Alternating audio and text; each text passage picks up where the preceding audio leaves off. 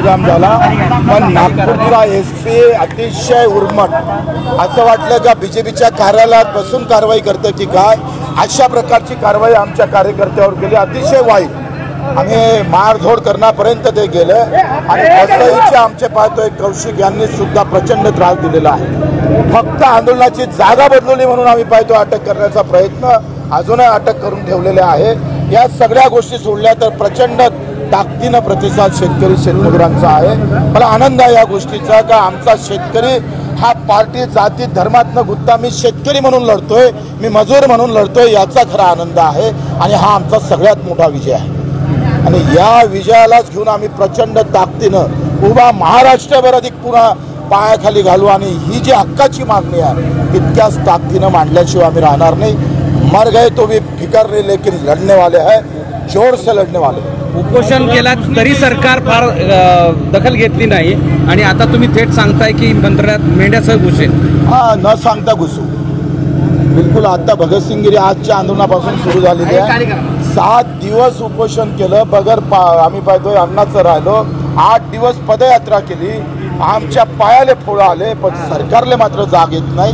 बनवा बनवीचं काम देवेंद्रजी इतक्या व्यवस्थित करतात, त्यांना असं वाटतं का आपण हुशारीनं करतोय, आपण कुठेतरी लोकांना काहीतरी आम्ही चुत्या बनवायचं काम करतो असं जरी वाटत असेल तर ते चुकीचं आहे। देवेंद्रजी तुम्ही आम्हाला खऱ्यातच मूर्ख बनवा, पण शेतकरी मजुराला मूर्ख बनवू नका, कारण त्याचं हातावरचं पायतं पोट आहे, त्याचे हात थांबले का त्याचं पोट थांबतं आणि त्याचे हात थांबले तर तुमचं सुद्धा अन्न थांबल्याशिवाय राहणार नाही, ते लक्षात घ्या। इथून आम्ही पूरतांब्याला जात आहोत, पुन्हा आम्ही पाहतोय संपाची हाक त्या पूरतांब्याच्या शेतकऱ्याच्या माध्यमातून देता येईल का येत्या काळामध्ये, त्याचाही प्रयत्न आम्ही करतो।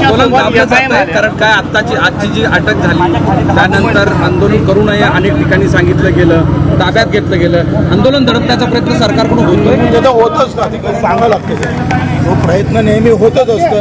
बऱ्याच कार्यकर्त्यांना अगोदरच अटक करून ठेवलं, न्यूज दिलं नाही रस्त्यावर, आणि मग हा जो 2 तासाचं आंदोलन होतं पण तरी सुद्धा ते 2 तास सुद्धा यांना सहन होत नाही। कुठेतरी आंदोलनकरी कोणी नसलंच पाहिजे अशी जी मानसिकता भाजपची आहे ते फार चुकीची आहे। खरं तर आम्ही पाहतो आंदोलनात जितका देश जिवंत होता तेव्हा स्वातंत्र्यात नाही, परतंत्रात नाही, आणि आता आंदोलनकारी संपले पाहिजे। तुमच्या आंदोलनाला MIM असेल, मनसे असेल यांनी एक प्रकारे पाठिंबा दर्शवलेला आहे। येत्या काळामध्ये नवीन समीकरण पाहायला मिळू शकतात। राजकीय हा विषय इथे नसला पाहिजे। आम्ही राजकारणासाठी एक होत नाही, मुद्द्यासाठी एक होतो आहे। राजकारणासाठी अनेक पैलू आहे, परंतु हा मुद्दा महत्त्वाचा आहे। मुद्द्यासाठी मनसेपासून MIM असेल, काही काँग्रेसची मंडळी आहे, काही उभाटाची आहे, या सगळ्यांनी मदत केली आहे ना, त्या ठिकाणी मदत केली आणि ह्याचा आनंद आहे। मला वाटतं इथं राजकारण आणण्याची गरज नाही। मी तर सांगितलं आमचा झेंडा बाजूला ठेवून बच्चूकडू हा विषय इथं महत्त्वाचा नाही, शेतकरी शेतमजूर हा विषय महत्त्वाचा आहे, त्याचं जगणं किती कठीण चाललं हे फार महत्त्वाचं। मुख्यमंत्री म्हणतात योग्य वेळ आल्यावर शेतकरी माफी, तुम्ही त्यावेळेस निवडणुकीच्या वेळेस योग्य वेळी म्हटलं नाही ना, 7-12 कोराच म्हटलं, त्याच्यात योग्य वेळी म्हटलं असतं तर आम्ही आंदोलन केलं नसतं। आता म्हणतं पीक चांगलं आहे यावर्षी आणि म्हणून कर्जमाफी देत नाही, पण पिकापेक्षा भाव किती भेटतं ते महत्त्वाचं आहे। म्हणजे स्वामीनाथननं काय म्हटलं होतं का उत्पादनापेक्षा उत्पन्न महत्त्वाचं आहे, आणि मग उत्पादन वाढून चालणार नाही तर उत्पन्न आलं पाहिजे। उत्पन्नच येत नाही, पैसाच येत नाही शेतकऱ्याच्या हातात। आता हे मेंढपाळ आहे, त्यांना चारायला जागाच नाही, हो कुठे चारणार आहे ते मेंढपाळ? इकडे आंदोलन सुरू आहे, कर्जमाफीसाठी सरकारला काय डेडलाईन देणार का? मला तेच महत्त्वाचं आहे का कृषी मंत्र्याला वाचवासाठी जेवढे प्रयत्न करताय तेवढे शेतकऱ्याला वाचवासाठी प्रयत्न केले असते तर लोकांनी डोक्यावर घेतलं असते तुम्हाला।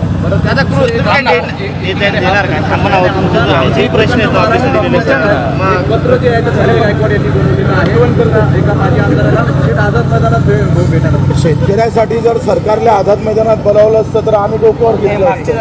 आता व्यक्तिगत तुमच्या द्वेष काय असेल त्याच्यासाठी जर असं बोललं जातं तर ते चुकीचं आहे। बच्चू भाऊ, काही सरकारला डेडलाईन देणार कर्जमाफीसाठी, कर्जमुक्तीसाठी? आता डेडलाईनचा विषय संपला। आम्ही कोणत्याही क्षणी, कुठल्याही वेळी, कुठल्याही तारखेला कधीही मंत्रालयात बसू शकतो। ओके।